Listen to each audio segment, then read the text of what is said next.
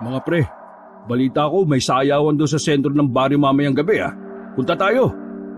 Ang hikayat ni Brando sa kanyang mga kaibigan. Oo nga pala, malapit na ang piyesta. Kaya pala may peryahan doon araw-araw at sayawang tuwing Sabado ng gabi. Saad naman ni Takloy. Ayos yan mga pre. May mga dayuhan chicks na naman tayo makikilala ron. Masayang wika ni Ricky. Anong chicks ang pinagsasabi mo? May Liza ka na pre. Kaya kami na lang ni paring Takloy. Saad naman ni Brando. Asus, di naman ako seryoso ron no. Kabago-bago ko lang yung nakilala eh. Tsaka nililigawan ko lang yun. Kasi siya ang unang nagpakita ng motibo sa akin. Tugon ni Ricky. Aba, kapag ganyan pre, sana hindi mo na lang pinatulan. Pinagkatiwala mo na lang sa amin ni Brando. Wika ni Takloy at nagtawanan sila ni Brando. Basta, hayaan nyo na yun. Hindi naman niya malalaman eh. Saad naman ni Ricky. O siya, basta walang iwanan ha. Kahit malasing tayo doon, walang iwanan ha. Wika ni Takloy. Oo naman, pangako natin yan, Bexman. Wika ni Brando at itinaas ang kanyang kanang kamay. At tumugon naman ng Bexman ng dalawa. At kapwa ay tinaas din ang kanilang kanang kamay. Dekada 70, sa isang baryo na sakop sa probinsya ng Capiz. Nakatira ang tatlong magkakapitbahay at magkakaibigang mga binata na halos magkadikit na ang mga bituka. Dahil palagi sila magkakasama kahit saan man sila magpunta. Alas 7 pa lang ng gabi ay nakabihis na sila upang tumungo sa sentro ng baryo at gumala sa sayawan. Ano pang iniintay nyo dyan? Tara na, at 1 kilometro pa yung lalakarin natin. Sabi ni Brando. Aba, teka muna. Magpapabango pa ako, no? Nakakaya naman sa mga dalaga ron. Wika naman ni Ricky. Asus, di naman madadaan sa pabango yan eh. Depende yan sa diskarte pre. Wika ni Takloy at nagtawanan sila ni Brando. Basta, mas mainam pa rin yung mabango para dagdag puntos, no? Saad ni Ricky. Sa kanilang tatlo ay di hamak na si Ricky talaga ang pinakamakisig at mahilig sa babae. Samantalang sila Takloy at Brando ay walang ibang alam kundi puro kalokohan lang. Naglalakad na sila noon papunta sa sentro.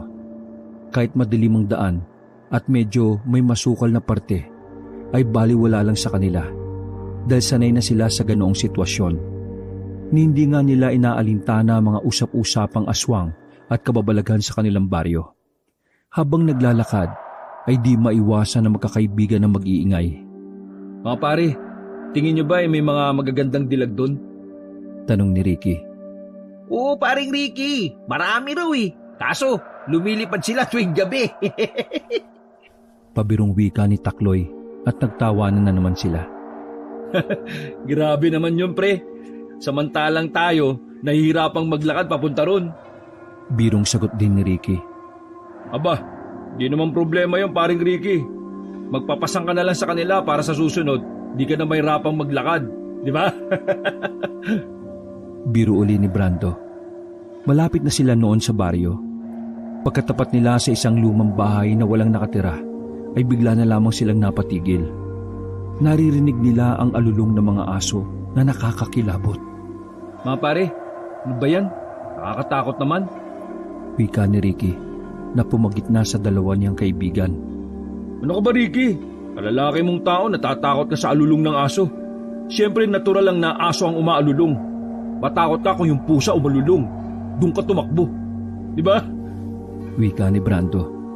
Oo nga, natural yan, aso. Mas matakot nga talaga sa pusa. Biro ni Takloy at sabay nagtawanan na naman sila ni Brando. Umalingaw-ngaw ang kanilang ingay sa paligid, lalo pa tahimik na ang gabi. Hindi mo lang nila inalintana na nakakagambala na sila sa kapaligiran. Hanggang sa nakarating na sila sa sentro ng kanilang baryo. Baka sa mukha ni Ricky ang saya na makita ang mga ilaw sa sayawan. Hanggang sa tuluyan na silang nakapasok. Mga pare, jackpot, daming chicks. Masayang wika ni Ricky. O siya, maghanap ka na ng kasayaw doon at dito na muna kami sa gilid. Nauuwi na kami ni Brando eh. Wika ni Takloy at agad umorder ng alak sa nagbebenta na nasa gilid lang ng sayawan. O sige, pero teka lang, susuyurin ko muna yung paligid. Baka mamaya nandito si Lise. Saad ni Ricky. O sige pare, maghintay lang kami dito ah. Kailangan pa kasi namin ng pampainit ng katawan bago umarangkada. Tugon naman ni Brando. Nagpatuloy lang si Ricky sa paghahanap kay Lisa. Ngunit nainip siya nang hindi niya ito nakita. Kaya naghahanap na lang siya ng iba niyang makakasayaw.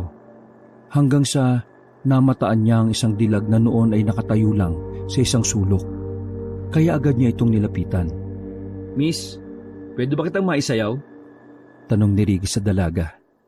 Oo naman, bakit hindi? Sang-ayon ng dalaga na ikinatuwa naman ni Ricky. Habang sumasayaw ay kinikilala ni Ricky ang dalaga hanggang sa nagkakaunawaan na silang dalawa. Dikit na ang katawan ni Ricky sa dalaga na halos nakayupos na ito sa bewang at tila hindi naman nagre-reklamo ang dalaga. Sa kabilang dako ay napabilib naman kay Ricky ang dalawa niyang kaibigan dahil sa ganda ng dilag na naging kaparis nito. Hanggang sa nagpalit ng musika ang operator at nagpatugtog ito ng cha-cha, kaya dinanaan sila Brando at Takloy na sumayaw. Sila-sila lang ang magkaparehas sa pagsasayaw at dahil sa udyok ng alak sa kanilang katawan ay ganun na lang katindi ang kanilang mga galaw na tila ba at hindi inaalintana ang ibang naroroon. Matapos sumataw ng cha-cha ang dalawa ay bumalik naman sila sa pag-iinom. Nadagdagan pa ng ilang bote ang kanilang naiinom at hindi nila namalayan na wala na pala si Ricky sa sayawan. Aring Brando, ating gabi na pala. Uwi na tayo. Panghikayat ni Takloy sa kaibigan. Oo nga pare, tara na. Teka nga pala, nasaan na ba si Ricky? Tanong ni Brando. Ewan ko. Nandyan lang naman yung kanina eh. Saan na kaya yun? Imposible namang mangiwan yun. Teka lang muna ha. Titingnan ko muna doon sa gilid-gilid, baka nandyan lang yun. Sad muli ni Brando. Noon ay nagpaikot-ikot si Brando sa paligid. Ngunit hindi pa rin niya nahahanap si Ricky. Sa halip ay si Lisa ang kanyang nakasalubong. Brando, magkasama ba kayo ni Ricky? Tanong ng dalaga na ikinagulat naman ni Brando. Ha? Oo, pero nauna na siyang umuwi eh. Utal-utal na wika ni Brando. Ah, ganun ba? Ngayon na kasi ako nakarating eh. May pinagkabalan pa kasi ako sa bahay. Sayang naman. Kung sana maaga kang dumating, naabutan mo pa siya. Saad ni Brando. O sige lang, may susunod pa naman eh. Saad ng dalaga. Sige, mauna na ako ha. Nauutal-utal na naman na wika ni Brando. Sige Brando, pakisabi na lang kay Ricky na hinahanap ko siya ha. Tugon ng dalaga at tumango naman si Brando. Agad umalis si Brando at pinuntahan si Takloy. Aring Takloy, nandyan si Lisa. Buti na lang umalis si Ricky. Kasi kung hindi, yari talaga. Medyo kinakabahang boses ni Brando. Takpo, lagot sana. Tara na, uwi na lang tayo. Nag-aalalang wika ni Takloy. Tara, baka bumalik na naman si Lisa. Kapag sisinungaling na naman ako. Sad muli ni Brando. Habang naglalakad sila, ay may namataan silang dalawang tao sa madilim na parte. Noon ay inaaninag nila ito ng gusto. Nakilala nila ang tindig nito na parang si Ricky. Inaninagan nila ito ng gusto at napatunayan nilang si Ricky nga ito kasama ang babaeng kasayaw niya kanina. Kitang-kita nila kung paano hinahalikan ng babae si Ricky sa leeg na tila nawala na sa sarili ang binata at hindi na gumagalaw. Biglang tumikim noon si Brando dahilan upang nagulat ng dalaga at ilang segundo pa bago natauhan si Ricky. Mga pare, kanina pa ba kayo riyan? Tanong ni Ricky. Hindi naman pare, kararating lang namin. Tugon naman ni Brando. Mga pre, pwede ko bang hitid muna si Rona sa kanila? Hintayin nyo na lang ako saglit. Ay, naku, wag na Ricky. Malapit lang naman ang bahay namin dito kumpara sa inyo na malayo pa. Saka baka mapagalitan ako ng aking ate kapag nakita ko may kasamang lalaki. Wika ni Rona. Kung ganon, sige ikaw, bahala ka. Basta makita na lang tayo bukas ng gabi ha. Saad ni Ricky. Oo ba? Basta hihintay na lang kita ha. Saad ng dalaga. Hinihintay muna nilang makalis ang dalaga bago sila tuluyang maglakad pa uwi. Are, alam mo bang pumunta si Lisa kanina sa sayawan at tinahanap ka? Wika ni Brando. Ha? Ganun ba? Anong sinabi mo pre? Medyo natatarantang tanong ni Ricky. Ano pa? Eh di sinabi namin may kasama kang babae. Pabirong wika ni Takloy at nagtawanan sila ni Brando. Medyo bumusangot naman ang mukha ni Ricky sa kanyang narinig. O bakit pre? Mali ba yung sinabi namin? Dagdag asar naman ni Brando. Eh mga loko pala kayo eh. Alam nyo namang mag-aagalit yun sa akin eh. Biro lang pre. Lalaglag ka ba namin? Siyempre hindi no. Wika ni Brando. Grabe ka talaga pre, antinik mo sa babae. Akala pa naman namin eh, umuwi ka na, tapos nandun ka lang pala sa dilim, nangangaswang. Kantsaw ni Takloy sa kaibigan. Sabihin mo, siya ang inaaswang. Kitang-kita mo naman kanina kung paano kinakagat yung kanyang leeg no. Sino nga ba yung paring Ricky? Kantsaw naman ni Brando. Eh, Rona daw yung pangalan nun eh. Medyo natawang tono ni Ricky. Rona pala. Mabuti naman at naalala mo pa. Ang presko mo kasi. Saad muli ni Brando at nagtawanan sila ni Takloy. Sa halip na magalit ay nakikitawa na rin si Ricky sa kanila. Laro-laro lamang para kay Ricky ang pag-ibig. Wala pa kasi siyang balak maging seryoso dahil nais lamang niya na i-enjoy muna ang buhay habang binata pa siya. Pagdating nila sa masukal na daan, ay ganun na lamang silang napatigil nang may marinig silang huni na nakakakilabot. Mga pare, narinig niyo ba yun? Bulong ni Ricky sa mga kaibigan. Oo pare, parang kakaibang huni yun ah. Parang aswang. Wika ni Brando. Eh kung aswang man yung pre, siguro galing din yun sa sayawan. Pabirong wika ni Takloy. Nako, baka si Rona yung pre, o di kaya si Lisa. Dagdag naman ni Brando na napahagikik. Ano ba kayo? Sa ganda ng mga babaeng yun eh, pagdududahan yung mga aswang. Wika ni Ricky. Nagtatawanan sila noon nang mas lalong lumakas ang huni ng kanilang naririnig. Tila palapit ng palapit ito sa kanilang kinaroroonan. Mga pre, parang iba na to ah. Wika ni Brando. Eh ano bang hinihintay natin pre? Takbo na! Sigaw ni Takloy at kumaripas ng takbo at sinundan naman ng dalawa. Pagdating nila malapit sa kanilang bahay ay doon na sila huminto at nagtawanan. Pambira ka talaga paring Takloy. Akala ko pa naman, hindi kayo takot sa aswang. Wika ni Ricky na nahuhuli at halos nauubusan na ng hangin. Anong hindi? Palapit na ng palapit eh. Hihintay pa ba natin madatnan tayo?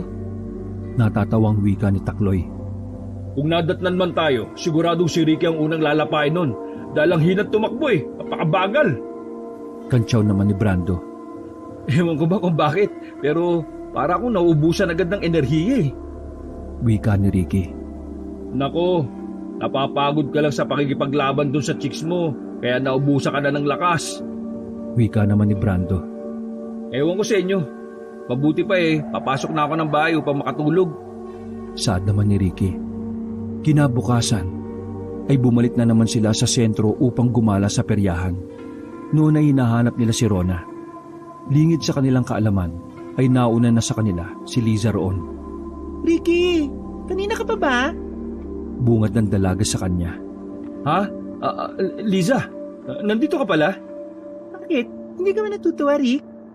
Pasimpleng tanong ni Liza. Ay, natutuwa naman. Pero hindi rin ako magtatagal kasi uuwi rin ako kaagad eh. Wika ni Ricky. Ganun ba? Pwede bang mag-usap muna tayo doon? Pagtuturo ni Liza sa ilalim ng puno na medyo madilim. Tumugon naman si Ricky, ngunit tiningnan muna niya ang paligid upang tiyakin na wala si Rona. Pagdating nila sa may puno, ay pasimpleng nagkubli si Ricky kung may mga taong dumaraan. Sinisigurado niya na hindi siya makikilala kapag dumaan si Rona. Buong akala niya ay hindi napapansin ni Liza ang kanyang kalikutan. Ricky, bakit tila hindi ka masaya na magkasama tayo? Lambing na tanong ni Liza. Ano bang hindi? Masaya ako no? Kaya lang medyo inaantok na kasi ako eh. Pangangatwiran ni Ricky. Ganun ba? O sige na, uwi na lang din ako. Babalik na lang ako bukas. Baka sakaling may gana ka na. Medyo nagtatampo na tono ni Liza. O tara, ihatid na kita sa inyo. Wika ni Ricky. Wag na, kaya ko na ang sarili ko. Saka, dyan lang naman ako uwi ngayon sa bahay ng aking lola na malapit lang dito. Mabuti naman kung ganun. O sige, mauna ka na. Babalikan ko na lang sila Brando doon. Wika ni Ricky. Nang makaalis na si Liza, ay dali-dali bumalik si Ricky sa peryahan at doon ay nakita niya si Rona na naghihintay sa kanya. Masayang gumala ang dalawa habang sina Brando at Takloy ay nakapwesto na sa isang tindahan at nagiinuman tulad ng kanilang nakagawian. Dinala ni Ricky si Rona sa madilim na parte kung saan ito ay kanyang masusolo. Matagal-tagal din silang naglambingan doon. Buong akala ni Ricky ay malaya na silang nakakagalaw. Lingid sa kanilang kaalaman ay may mga matang nagmamasid sa kanila. Pagsapit ng hating gabi ay nagpaalam na si Rona dahil kailangan na niyang umuwi. Ngunit bago ito umalis ay yumakap muna ito sa binata at hinalikan ang kanyang leeg.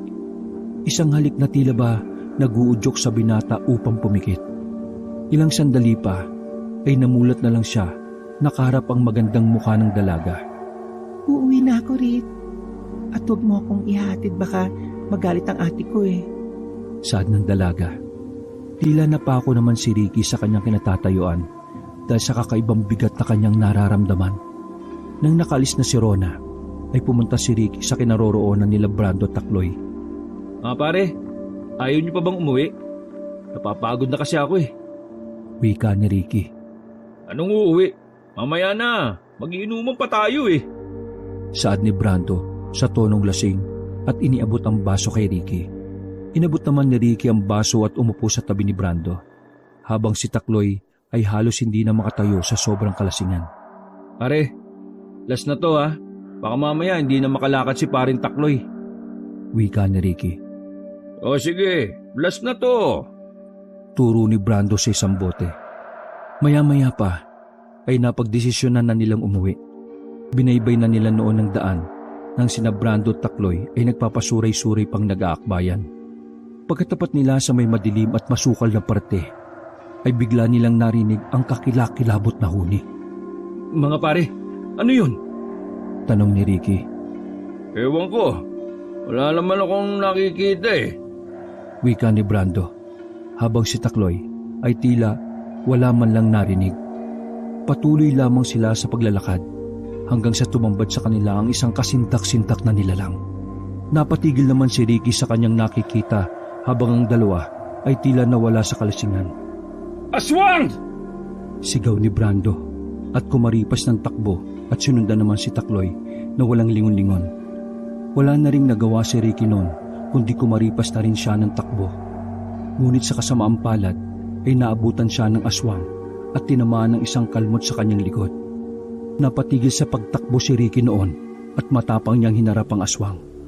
Nangangalap siya ng kahit ano sa tabi-tabi nang may nahagip siyang isang putol na kahoy na siyang kanyang ginamit upang maging panlaban sa aswang. Ngunit hindi man lang ito nasisindak. Akala ni Ricky noon ay katapusan na niya. Nagulat na lang siya nang may biglang humampas sa likuran niya.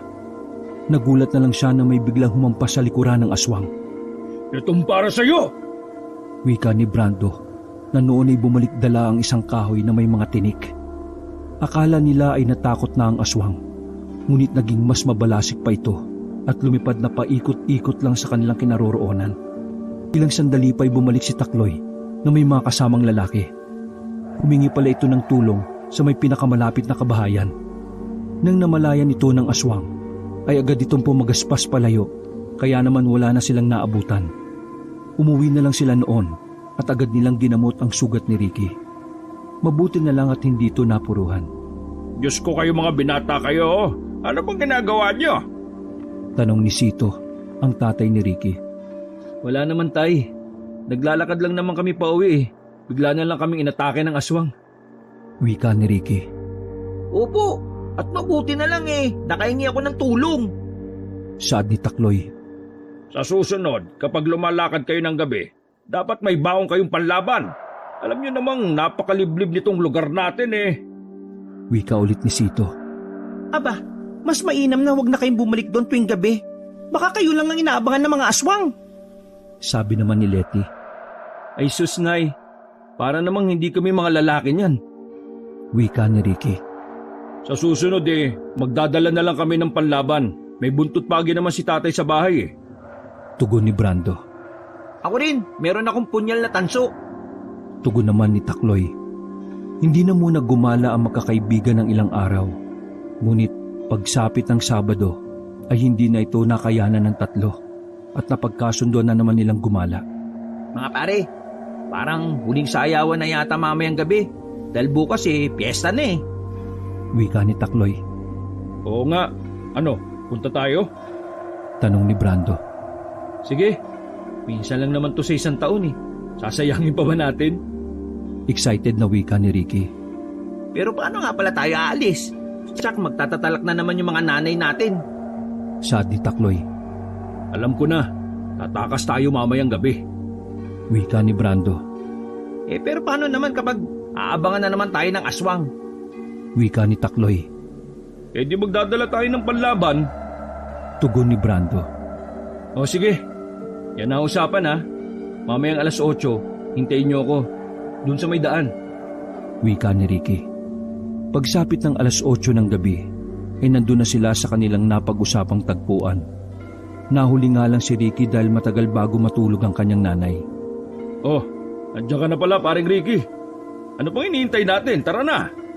Excited na wika ni Brando at sumang-ayon naman kagad ang dalawa. Naglalakad na sila noon sa may masukal na parte nang nakaramdam sila ng kakaibang kaba. Mga pare, gala niyo yung paningin niyo ha. Baka may aswang na naman dito eh. Wika ni Ricky. Oo, eto na. Dilat na yung mga mata ko. Wika ni Brando. Teka lang. May gumagalaw dun oh. Wika ni Takloy at pinuntahan. Uy, pare, huwag ka nang lumapit dyan. Sad ni Ricky. Sumunod naman si Brando kay Takloy. At nang nakita nito ang gumagalaw, ay bigla na lamang itong sumigaw. Aswang! Sigaw ni Brando at kumaripas ng takbo kasabay si Takloy. Kaya napatakbo na rin si Ricky na mabilis. Pagkatapat nila sa lumang bahay, ay bigla na lang huminto ang dalawa at nagtawanan. Habang si Ricky halos nauubusan na ng hangin sa kakatakbo. Pambira naman kayo pre. Akala ko may aswang talaga eh. Hinihingal na wika pa ni Ricky. Tawang-tawa naman ang dalawa sa kanilang ginawa. Umaalingaw-ngaw na naman ang kanilang mga tawa sa tahimik na kapaligiran. Ilang minuto lang ay nakarating na sila sa sentro kung saan may sayawan. Tulad ng kanilang nakagawian, pumesto na kagad sila sa may tindahan sa gilid upang mag-inuman. Pare, mamaya na tayo marangkada kasi nauho kami kakatakbo eh. Wika ni Brando at umorder na ng alak. Maya-maya pa, dumating si Rona at sumali sa kanilang grupo. Umupo ito sa tabi ni Ricky. Paglipas ng ilang minuto lang, ay nakadikit na si Ricky sa dalaga na tila ba halos hindi na ito mapaghiwalay. Dala ng udyok ng kalandian, ay tila nakalimutan na ni Ricky na maaring maabutan sila ni Liza. Nagkakatuwaan sila noon, ngunit ilang sandali lang ay bigla na lang natahimik sina Brando at Takloy. Naipinagtaka naman ni Ricky. Oh, ano? Ba't kayo natahimik dyan?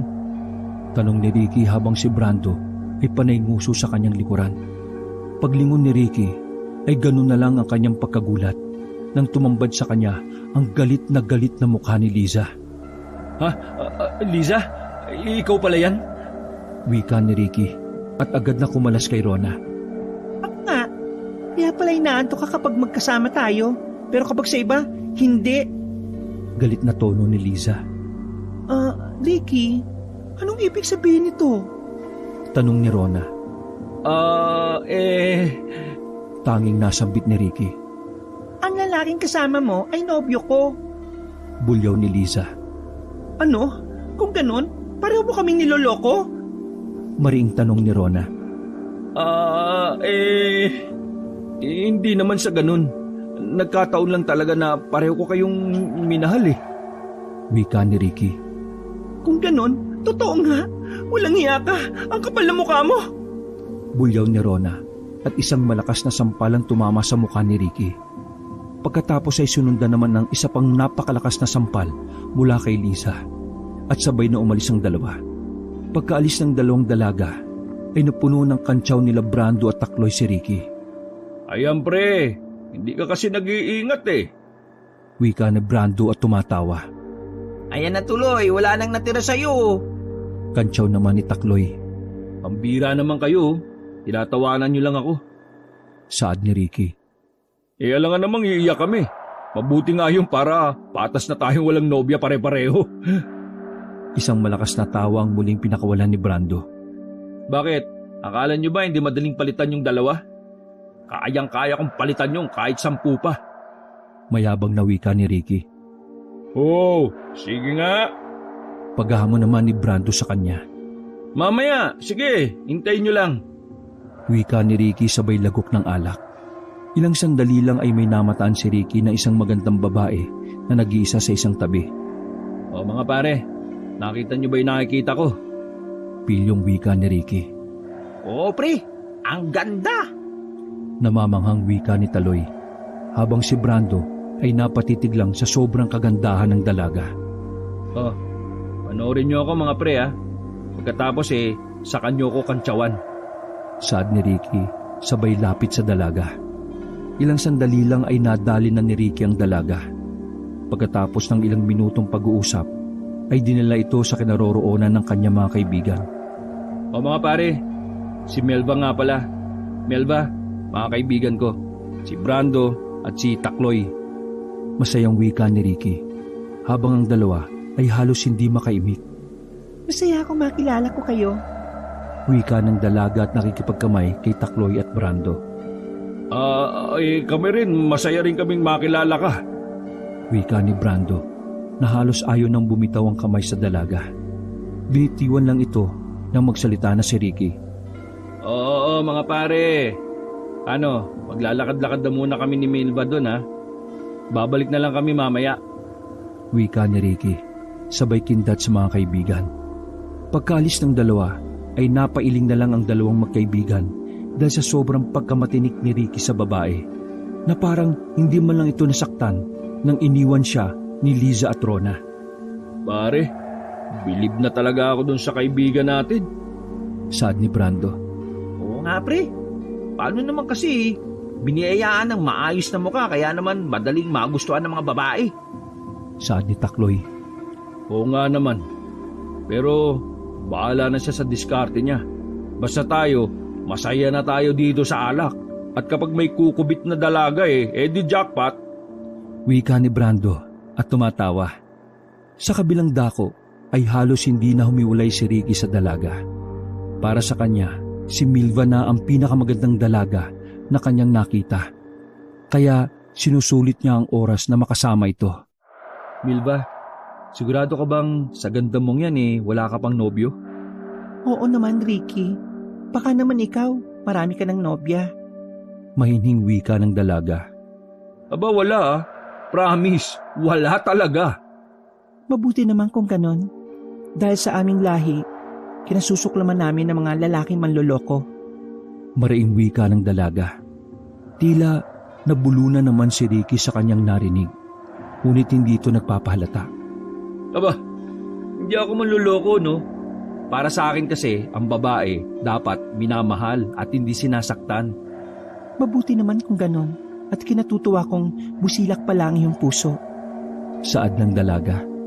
Tila napangiti naman si Ricky sa sinabi ng dalaga. Damang-daman niya na mabilis lamang niyang nahuli ang loob nito at sigurado siyang madali lamang niya itong mapapa-oo. Paano yan, Mil? Pareho pala tayong walang sabit sa buhay.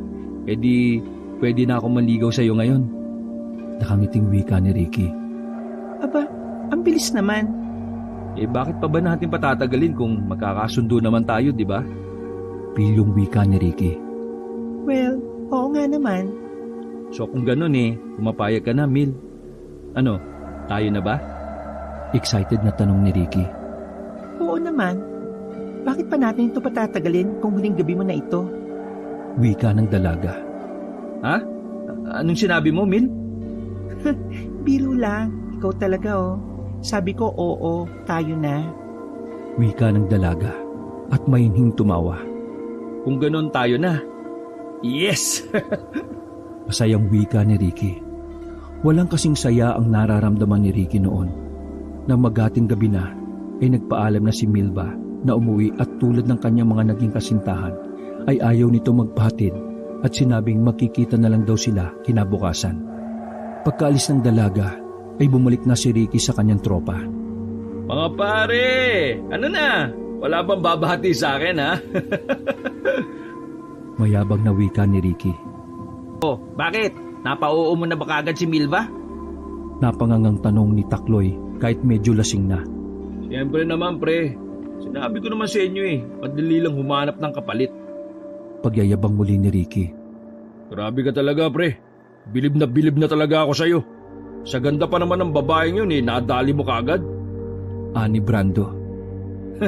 Ako pa ba? Natatawang tugon ni Ricky. Pagsapit ng 2:00 ng madaling araw ay napagkasunduan na rin nilang umuwi. Noon ay bumalik na naman ang kanilang atensyon dun sa daan dahil sa pag-aakala na baka tambangan na naman sila ng mga aswang. Paring Brando, ihanda mo yung buntot pagi dyan ha. Baka atakiin na naman tayo ng mga aswang. Wika ni Takloy sa tonong lasing. Aba, sige. Di naman ako natatakot doon Wika ni Brando at inilabas ang kanyang dalang buntot pagi at iwinasiwa sa daan. Hindi pa man sila nakakarating sa masukal ng parte ay may narinig na silang kakaibang huni. Oh, ano yung mga pre? Gulat na tanong ni Ricky. Hindi ako natatakot dyan. Mayabang na wika ni Brando.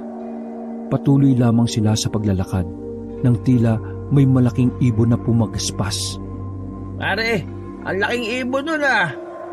Wika ni Takloy na kahit lasing ay medyo kinakabahan. Ilang sandali pa ay tumambad sa kanila ang mga halimaw na may mga pakpak. Hindi lang isa, kundi 3. Tila nawala ang espiritu ng alak sa katawan nila Brando at Takloy sa kanilang nasaksihan. Mga pare, aswang yan! Gulat na wika ni Brando at tinawakan ang kanyang buntot pagi. Sige, lumapit kayo! Sigaw ni Takloy na may dalang punyal na tanso. Samantalang si Ricky ay naroon lang sa kanilang likuran. Maya-maya pa'y biglang sumugod ang mga aswang. Hinataw naman ni Brando ang kanyang buntot pagi ngunit mabilis ang mga aswang.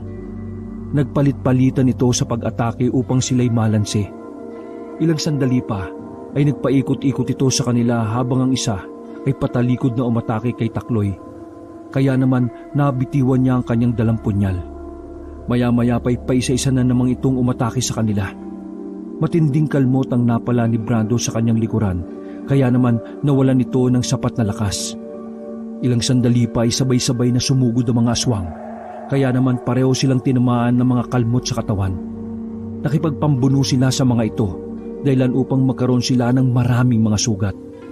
Mga pare, parang hindi natin sila kakayanin. Impit na sigaw ni Brando.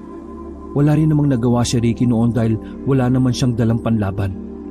Nagdurugo na noon ang kanilang mga sugat at naramdaman na nila ang matinding hapdi, kaya napagdesisyonan na lang nilang tumakbo. Mga pare, takbo na! Sigaw ni Ricky at sabay-sabay silang kumaripas ng takbo. Ilang metro na ang kanilang tinatakbo, ngunit hindi pa rin sila tinatantanan ng mga aswang. Kaya naman ay nagkahiwalay na sila ng direksyon. Nauna nang tumakbo si Takloy hanggang nakarating siya sa kanilang bahay at tumingi na sa klolo. Tulong! Tulong! Sigaw ni Takloy upang maalerto ang mga natutulog. Takloy, anong nangyayari? Gulat na tanong ng kanyang tatay na si Dingdo. Intake kami ng mga aswang sa dantay! Nandun pa sila Ricky at Brando! Narinig naman ito ng mga magulang nila Brando at Ricky. Agad na lumabas ang mga tatay ng mga ito, bit-bit ang mga itak at sabay-sabay silang sumugod na sinabayan naman ni Takloy at ng kanyang tatay. Tara, bilisan natin, baka mapano na sila! Sigaw ni Sito, ang tatay ni Ricky. Patakbo nilang binaybayang daan hanggang sa nakarating sila sa kinaroroonan ni Brando. Nadatnan nila itong nakahiga sa daan na tila wala ng malay. Brando! Brando! Gising! Wika ng kanyang ama na si Leo. Unti-unti namang gumalaw si Brando at iniinda ang sakit na kanyang katawan. Brando, nasaan ang anak ko? Nasaan si Ricky? Tanong ni Sito. Hindi ko alam. Uli kong nakita pinagtulungan siya ng mga aswang. Sabi ni Brando. Diyos ko, anong nangyayari sa anak ko? Tanging nasambit ni Sito. Tusuyurin natin ang paligid, baka nariyan lang. Wika ni Dindo. Oo, tama! Dahil kung pinatay man yun ng aswang, Bakit wala man lang tayo nakitang bakas? Wika ni Takloy. Sinuyod nila ang buong paligid ngunit inumaga na lang sila ay wala talaga silang nakitang bakas na siyang magtuturo kung nasaan si Ricky. Umaga na noon at araw na ng piyesta ng kanilang baryo. Halos lahat ng mga tao ay masayang nagdiriwang at nagsipaghandaan, maliban na lang sa kanila na nagkukundina sa pagkawala ni Ricky. Tila hindi nakaramdam ng antok sila Brando Takloy noon at patuloy pa rin nilang hinahanap ang kanilang kaibigan kasama ang kanilang mga magulang. Kung saan sa ang sulok ng kanilang baryo sila pumunta, ngunit wala pa rin silang nakita. Kaya minabuti na lang nilang i-report ito sa pamahalaan ng kanilang barangay at sa presinto ng pulis sa bayan ng Capiz. Tila walang buhay na umuwi ang mga magulang ni Ricky.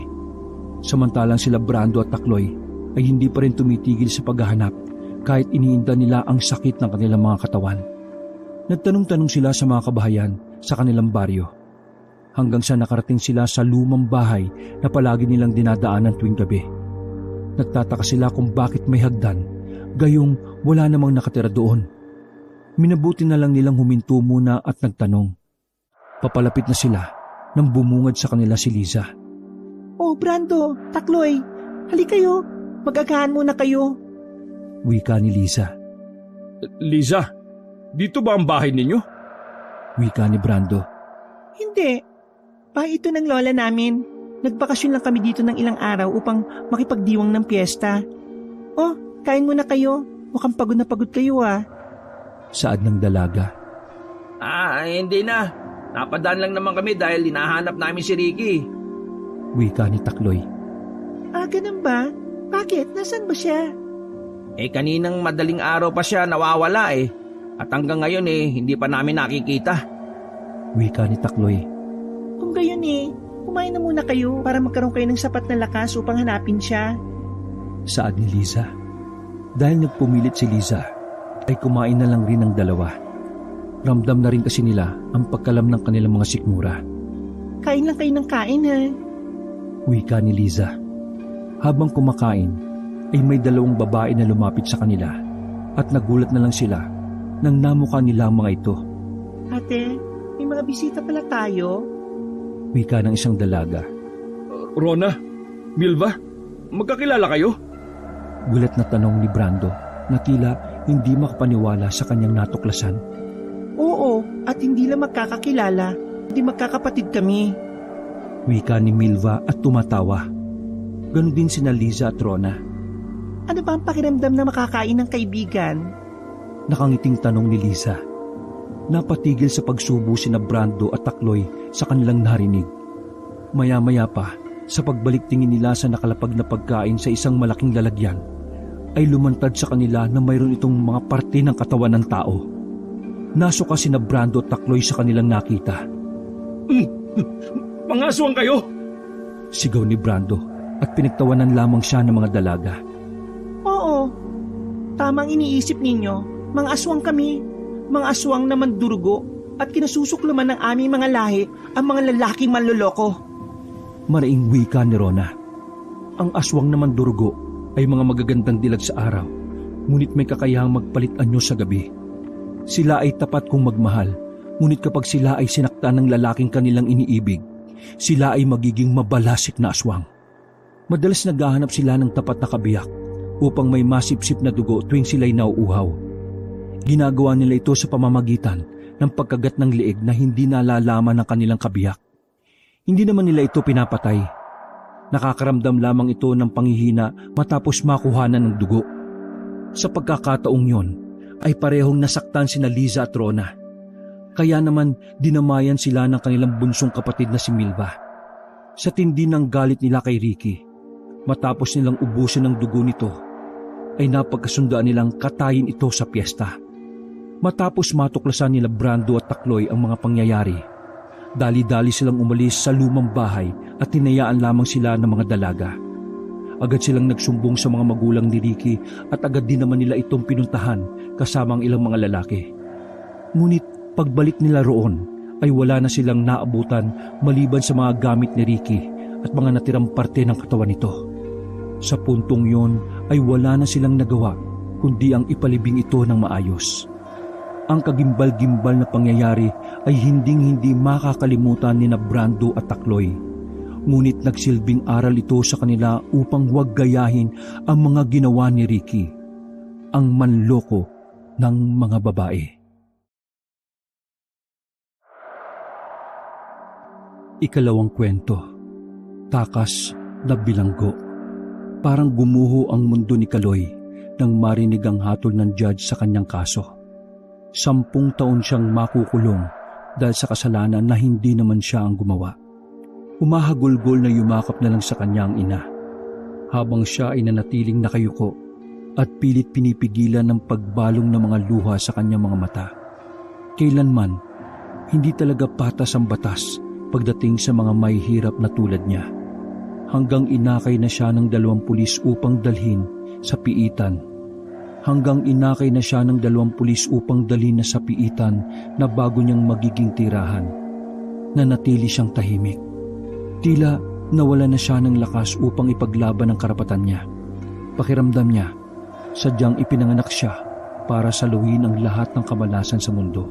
May 1 buwan ding nakakulong si Kaloy sa maliit na piitan na yon sa mismong bayan nila. Nang araw na yon, kasama ang iba pang preso, ay ililipat na sila sa mas malaking kulungan na nasa syudad. Hindi maganda ang balitang naririnig niya sa kulungan na yon. Hindi daw maganda ang pamamalakad sa piitan na yon. Marami daw bilanggo ang hindi maayos ang kalagayan. Ngunit kahit ano pa ang marinig niyang balita, wala naman siyang magagawa. Yun na ang itinadhana sa kanya. Araw yon ng paglilipat sa 6 na preso sa lungsod. Kabilang sa 6 ay si Kaloy, na tahimik lang sa loob ng sasakyan. Katabi niya ang ilang preso na noon lang niya nakita. Lahat sila ay nakaposas.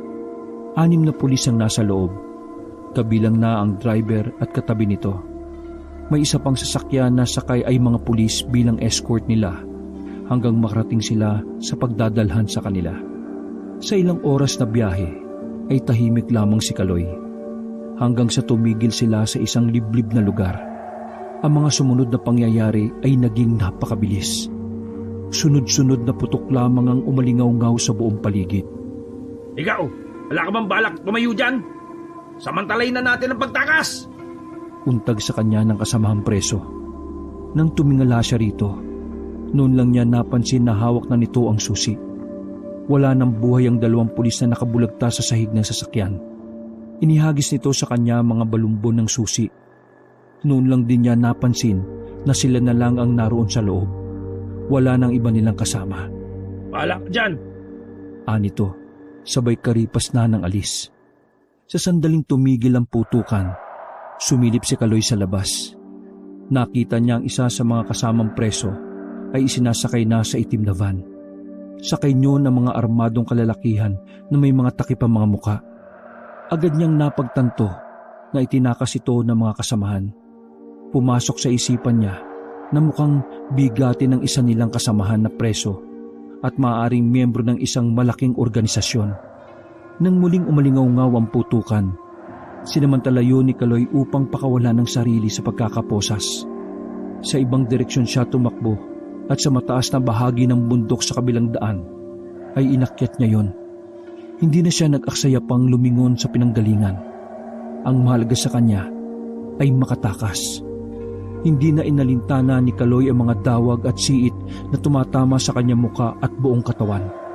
Dahil hindi kabisado ang lugar at malapit na ring dumilim, hindi na napansin pa ni Kaloy ang tinutugpa niyang daan ay patungo na sa bangin. Huli na para makaiwas pa sa kapahamakan na naghihintay sa kanya. Dumulas ang isang paa niya dahilan para magtuloy-tuloy siya sa pagbagsak. Naging napakabilis na mga pangyayari. Naramdaman na lamang niya ang pagbulusok pababa at pagtama ng kanyang ulo sa matigas na bagay na siyang naging sanhi para mawalan siya ng ulirat. Mukhang nagkakamali na siya. Wika ng isang tinig ng babae. Napakalamig ng dating ng boses nito sa kanyang pandinig. Natitiyak niyang hindi yun ang kanyang ina. Naisa na ni Kaloy na imulat ang kanyang mga mata, ngunit tila napakabigat nito na ayaw man lang bumukas ng talukap ng kanyang mga mata. Pabigat din ang kanyang ulo na tila ba may nakadagang bagay. Huwag mo munang ipilit kung hindi mo pa kaya. magpahinga ka na lang muna. Dagdag pa nitong saad sa kanya. Naramdaman niya ang pagdampi ng mainit nitong kamay sa kanyang noo. Ngunit hindi pa rin niya magawang magmulat ng mga mata. Tanging ungol lamang ang kanyang kayang gawin. Maya-maya pa ay nahulog na muli sa karimlan ang kanyang kamalayan. 1 linggo ang matuling lumipas. Nagising si Kaloy sa hindi pamilyar na lugar. Nagisnan niya ang mag-asawang nasa katanghalian na ang edad. Mababait naman ang mga bukas na mga mukha nila. Ngunit may kung ano sa kislap na mga mata nila ang tila nagpapabalisa kay Kaloy. Maraming salamat po sa inyo, Mang Bencho at Aling Henika. Utang ko po sa inyo ang ikalawang buhay ko. Aniya sa mag-asawa. Huwag mo nang isipin ang bagay na yon. Kahit sino pa mapunta sa kalagayan mo, handa naming tulungan. Tugon ni Aling Henika na tumingin pa ng makahulugan sa kabiyak. Huwag po kayong mag-alala. Oras na magbalik ang lakas ko, iaalis na rin po ako kagad. Ayoko pong makaabala po sa inyo. Sad muli ni Kaloy. Hindi naman sa pinipigilan ka namin. Saan ka naman pupunta kung sakali? Unang kita pa lang namin sa iyo sa ibaba ng bangin batid na kagad namin na isa kang pugante dahil sa suot mong damit. Sa pagkakataong yon, si Mang Bencio naman ang nagsalita. Natigilan naman si Kaloy at bumakas sa kanyang mukha ang pagkalito. Nang hindi siya nakaimik, muling nagsalita si Mang Bencio. Huwag ka mag-alala. Wala kaming balak na isuplong ka sa mga otoridad. Naniniwala kami na hindi lahat ng nasa kulungan likas na masama. Hindi lahat ng nakukulong ay may kasalanan. Sadyang hindi lang patas ang batas pagdating sa ating mga mahihirap. Matanong ko lang, iho, kung hindi mo mamasamain, ha? Tumakas ka ba kaya ka namin natagpuan sa ibaba ng bangin? Natigilan naman si Kaloy sa tanong ni Aling Henika. Wala siyang pagpipilian ng mga sandaling yon, kundi ipagtapat sa mag-asawa ang nangyari sa kanya. Yun nga po ang nangyari. Hindi ko po sadyang tumakas, ngunit yun na po ang hinihingi ng pagkakataon. Ayoko na nga pong bumalik sa kulungan. Ayoko pong makulong sa kasalanang hindi ko naman ho ginawa. Mariing saad ni Kaloy sa huling mga sinambit. Nagkatinginan naman ang mag-asawa matapos marinig ang kanyang paglalahad ng kwento. Katulad ng sinabi ng mag-asawa kay Kaloy, maaari siyang tumira sa kanila hanggat gusto niya dahil wala namang mapupuntahan at hindi rin siya maaaring bumalik sa kanila. Napilitan na rin na manuluyan muna sa mag-asawa si Kaloy. Nang bumuti ang pakiramdam, tumulong na lang si Kaloy kay Mang Bencio sa pangangahoy nito at pagtatanim para kahit papaano ay hindi siya maging pabigat. Siya na rin ang nag-iigib ng tubig sa may balon. May kalayuan din sa kubo ng mga ito. Sa halos 1 buwan na pamamalagi ni Kaloy sa Sitio Bukal, nakilala na rin naman niya ang ibang mga taong nakatira sa lugar. Halos malalayo ang agwat ng mga bahay kaya naman parang wala rin silang kapitbahay. Isa sa mga napansin ni Kaloy ay ang malimit na pag-alis ng mag-asawa sa gabi. Minsan, nadatnan niya ang mga itong gising pa. Oh, bakit hindi ka pa natutulog, iho? Tanong ni Mang Bencio nang maabutan niyang gising pa. Nagising lang po ako dahil sa mga ingay sa labas. Tugon ni Kaloy. Ganun ba? Masanay ka na sa paminsan-minsan sa ingay sa labas. Alam mo naman na nasa gitna ng magubat na parte ang sityo namin. Kaya kung ano-ano ang ingay na naririnig mo mula sa iba't ibang hayop.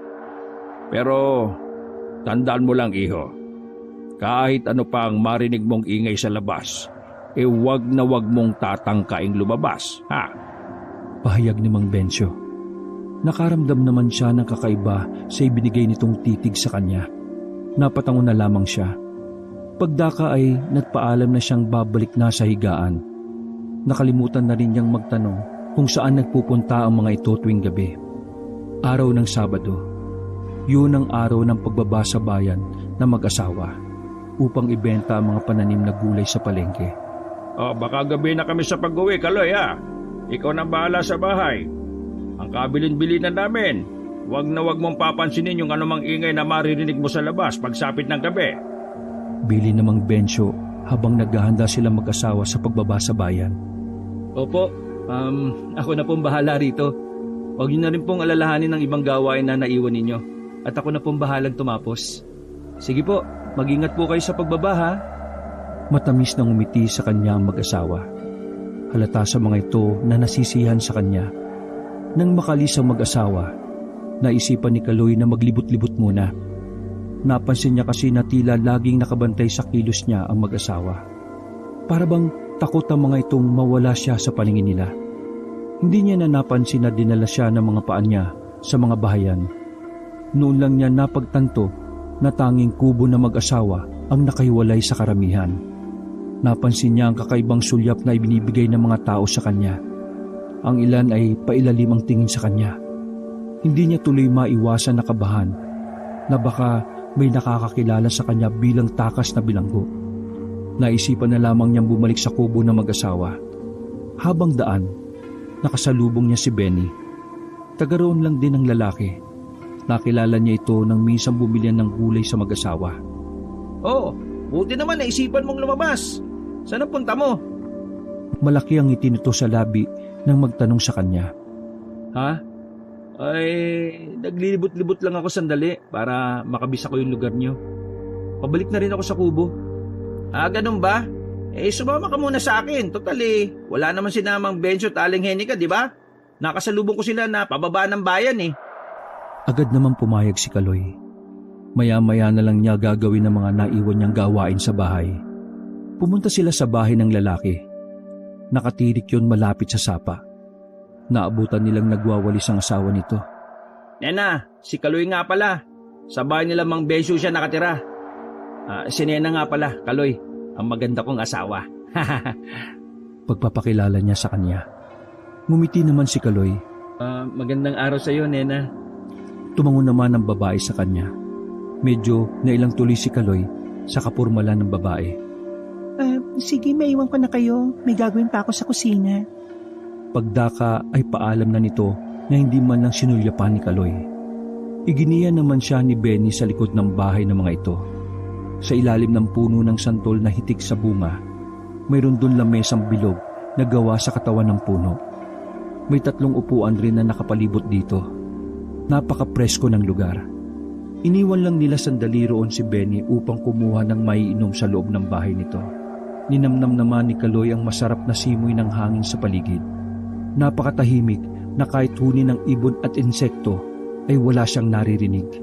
Maya-maya pa ay dumating na si Benny dala ang inumin na inilapag nito sa mesa.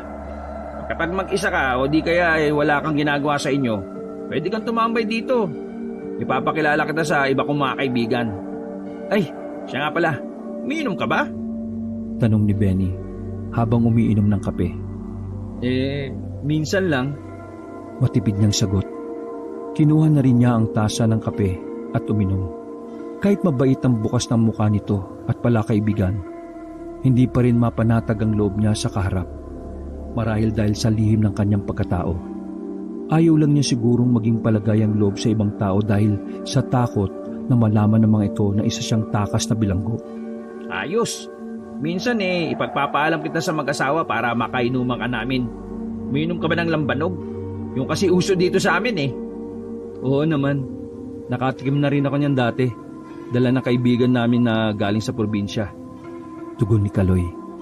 May 1 oras din si Kaloy sa pakikipagkwentuhan sa lalaki bago nagpaalam na kailangan na niyang umuwi dahil may mga gagawin pa sa kubo ng mag-asawa. Hinatid pa siya ng tanaw ni Benny habang naglalakad. Nakakalayo na siya nang maisipan niyang lumingon. Wala nang lalaki sa kinatatayuan nito, ngunit nahagip ng kanyang mga mata ang asawa nitong nakatayo sa may bintana. Walang emosyon ang mukha nitong nakatingin sa kanya. Pagka-uwi ng kubo, ipinagpagnan niya muna ang isipin tungkol sa kakaibang tingin ng asawa ni Benny. Dali-dali na siyang nag-igib ng tubig para sa kanilang drum. At pagkatapos ay itinuloy na rin niya ang hindi natapos na pagsisibak ng kahoy ni Mang Benjo. Siya na rin ang nagluto ng kanilang hapunan. Ngunit hanggang makatapos siya ay hindi pa dumarating ang mag-asawa. Hindi tuloy maiwasan na mag-alala si Kaloy. Maya-maya ang tingin niya sa antigong orasan na nakasabit sa dingding. Hanggang abuti na siya ng antok sa paghihintay. Naalimpungatan si Kaloy sa pagkakatulog nang maramdaman ng mahihinang kaluskos sa labas ng bahay. Hinawi niya ang kurtina na naghihiwalay sa higaan nila na mag-asawa. Ngunit wala pa rin ang mga ito. Sa pag-aakalang marahil sina Mang Bencio at Aling Henica na mga yon, lumabas siya ng kubo. Sumalubong sa kanya ang malamig na panggabing hangin. Wala ring tao sa labas ng kubo. Marahil ay guni-guni lang niya ang narinig. Akmang papasok na siyang muli sa loob nang matigilan. Bigla kasing nagtayuan ang kanyang balahibo sa batok. Pakiramdam din niya ay may mga matang nakatingin sa kanya. Muli siyang humarap sa labas. Wala naman siyang napansin na kakaiba, ngunit yung pakiramdam na mayroong nakatingin sa kanya ay ramdam niya. Pumasok bigla sa kanyang isipan na baka may mabangis na hayop sa paligid at yun ang nagmamanman sa kanya. Sa naisip ay mabilis na niyang isinara ang pinto. Hindi na siya nakatulog at hinintay na lamang ang pagdating ng mag-asawa. Dumating ang mga ito nang magbubukang liwayway na. Nagulat pa nga ang mga ito nang makita siyang nagluluto na sa kusina. Pasensya na iho at hindi na kami nakauwi kagabi ha. Inintay pa kasi namin na makaubos kami ng paninde. Sa palengke na lang kami nagpalipas ng gabi. Paliwanag ni Mang Bencio. Nag-alala nga po ako sa inyo dahil gabi na wala pa kayo. Ininit ko na lang po yung ulam kagabi. O sige po, kumain na po kayo. Aniya sa mga ito. Maghahain na sana si Kaloy nang mapansin ni Aling Henica na tila hirap sa paglalakad at baka sa mukha nito ang sakit. May dinaramdam po ba kayo, Aling Henica? May pag-aalalang tanong ni Kaloy sa matandang babae. Ito iho, aksidente lang na nabagsakan ng itak ang paa ko kagabi. Anito sa kanya na inalalayan naman ng kabiyak nito na makaupo sa silya. Dapat po siguro mapatingin nyo ang sugat nyo sa doktor. Mahirap na po, baka ma-infection pa ang sugat ninyo. Huwag ka mag-alala, Kaloy. Nagamot na rin ang sugat ko ni Bencio. Mabisa ang halamang gamot na ipinantatapal niya kaysa sa mga gamot na nire-reseta ng kung sinong doktor. Bakas pa rin sa mukha ni Kaloy na hindi kumbinsido sa mga sinabi ng matandang babae. Ngunit pinili na lang niyang itikom ang kanyang bibig. Pagkatapos ng kanilang agahan, ay si Kaloy na ang naglikpit at nagpresenta na mag-aayos ng dala ng mga ito galing sa bayan. Kita mo lang nangyari sa iyo. Tigas kasi ng ulo mo Hindi mo mapigilan yung kasibahan mo. Munti ka na tuloy mapuruhan kagabi kung hindi ako dumating. May halong paninising sabi ni Mang Bencio sa asawa nito. Pasensya ka na, Bencio.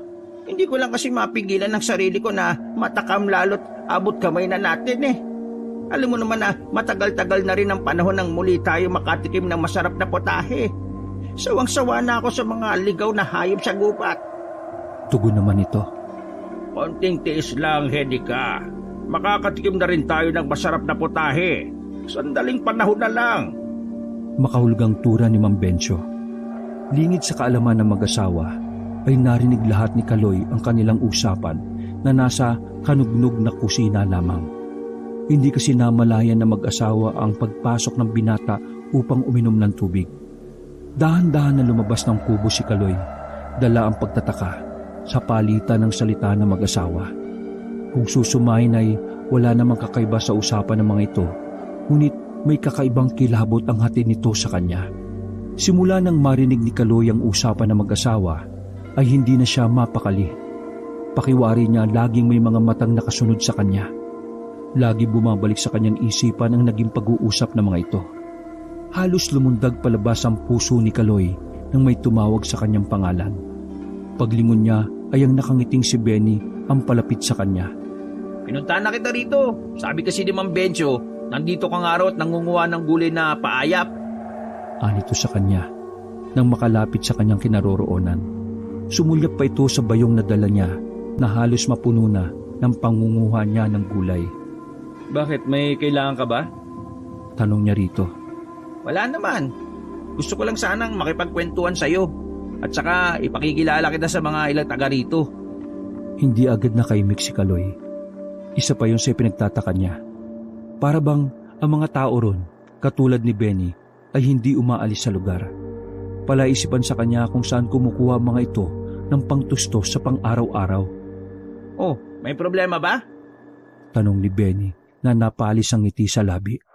Hindi na napansin ni Kaloy na rumihistro sa kanyang mukha ang mga iniisip. Ha? Wala naman. Iniisip ko kasi kung mapapaunlakan ko yung imbitasyon mo. Hindi kasi maganda ang lagay ni Aling Henik eh. Oo, nabalitaan ko nga yung nangyari sa kanya. Di ba naman kasi nag-iingat eh. Anito na ang huling sinabi ay halos pabulong lamang. Ngunit nakaabot pa rin yon sa pandinig ni Kaloy. Lalo tuloy nagduda ang binata na may kakaibang nangyayari sa mga ito. Sa huli, napapayag na rin ni Benny ang binata na sumama sa kanya matapos ipagpaalam sa mag-asawa. Ipinakilala siya ni Benny sa dalawa nitong kaibigan, sina Buboy at Tonyo, kapwa pamilyado.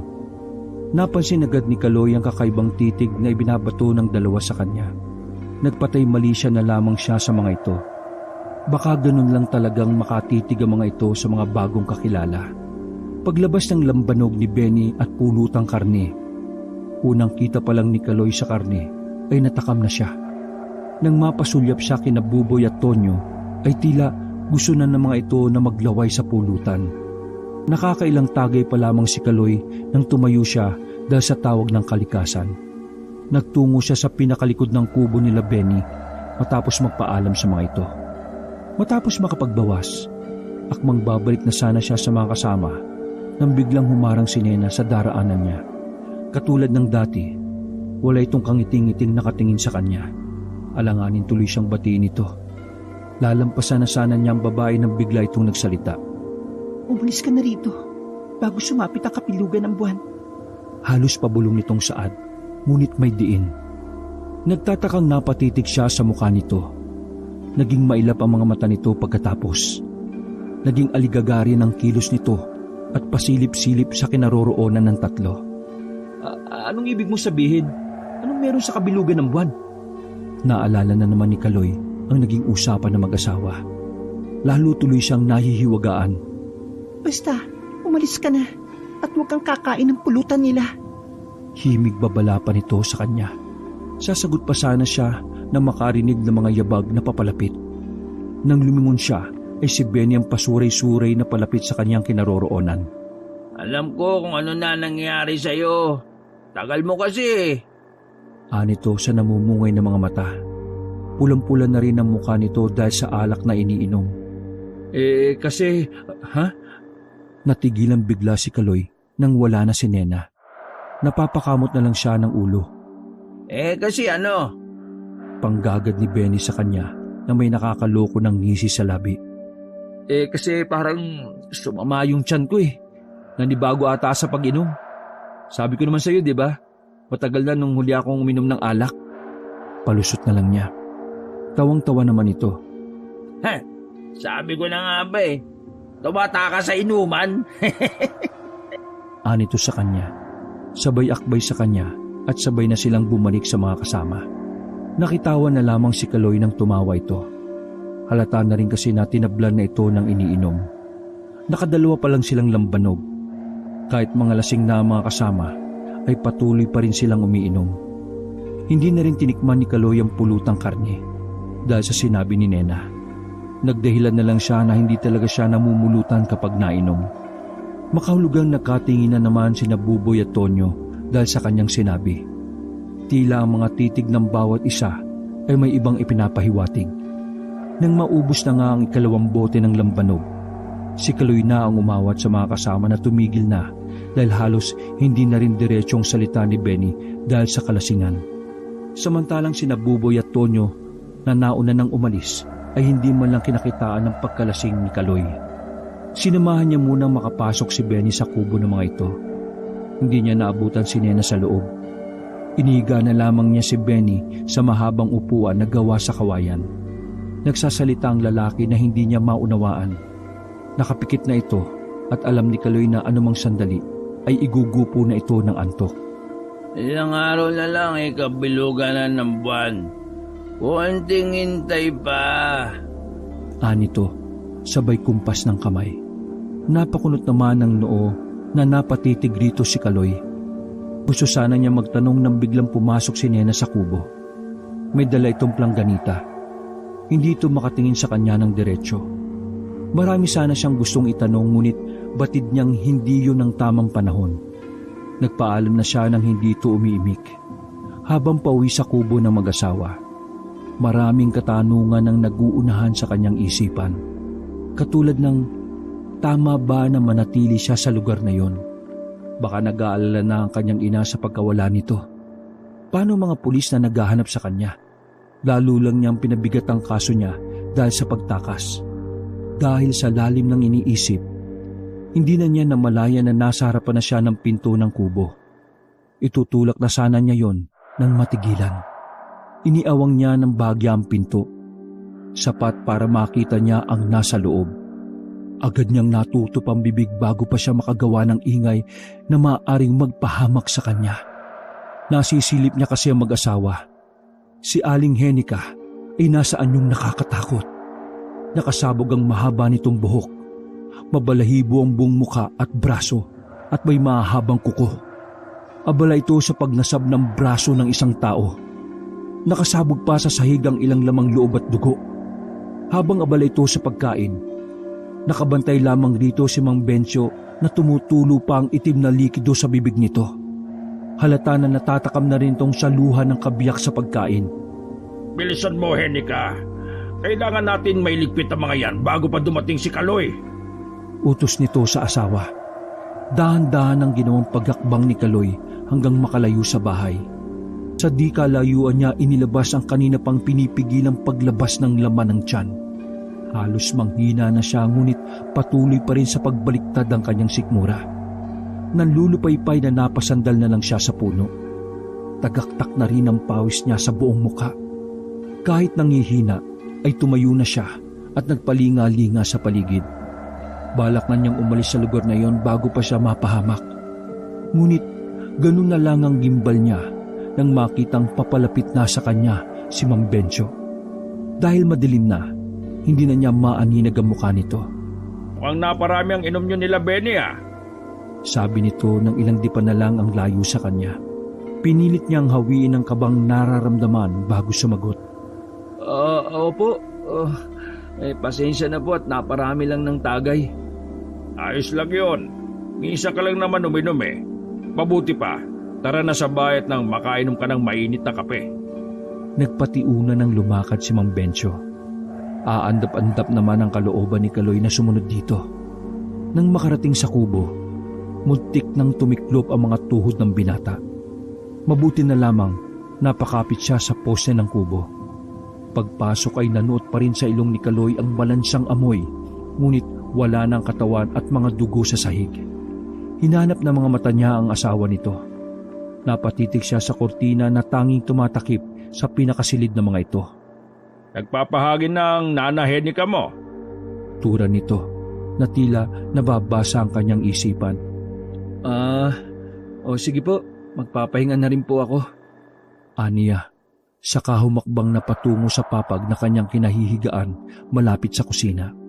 Nakatagilid si Kaloy at hindi natutulog. Lahat ng kaluskos ay pinakikiramdaman niya. Noon lang niya napagtagni-tagni ang lahat. Ayaw man tanggapin ng isipan niya, yun ang nagtutumining na katotohanan. Aswang ang mag-asawa. Maaring ang lahat ng naroon ay mga aswang. Kaya marahil ay naghihintay sila ng kabilugan ng buwan dahil siya ang gagawing alay o pagkain sa gabing yon. Hanggang sumapit ang umaga, naging alerto na si Kaloy. Naghihintay lang siya ng pagkakataon para makatakas. Gusto niya ding puntahan at kausapin si Nena at nais niyang masagot ang ilang katanungan na gumugulo sa kanyang isipan.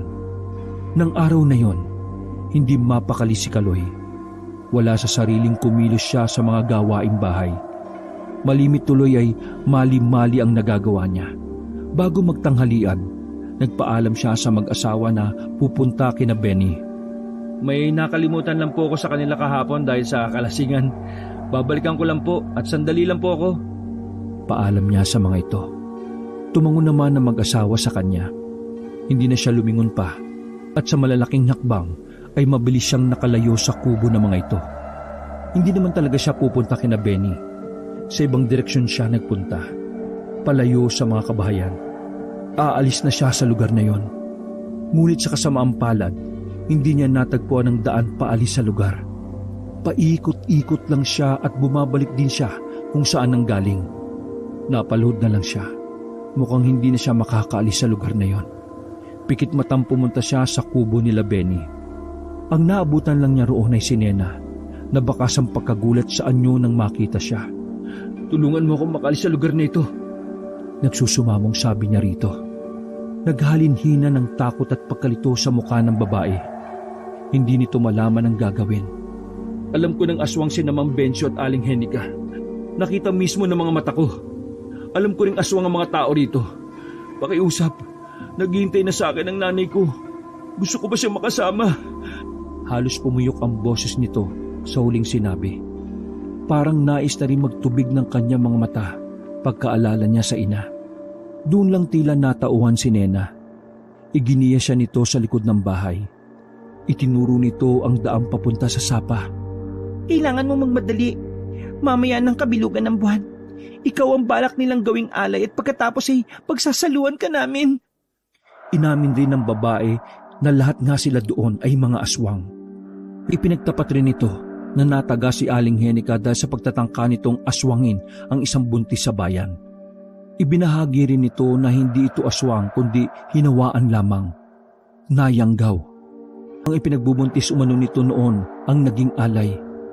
Gustuhin man daw nitong bumalik sa pamilya ay hindi na maaari. Maaring ikapahamak lamang daw umano ng pamilya kapag nakaramdam siya ng pagkaaswang.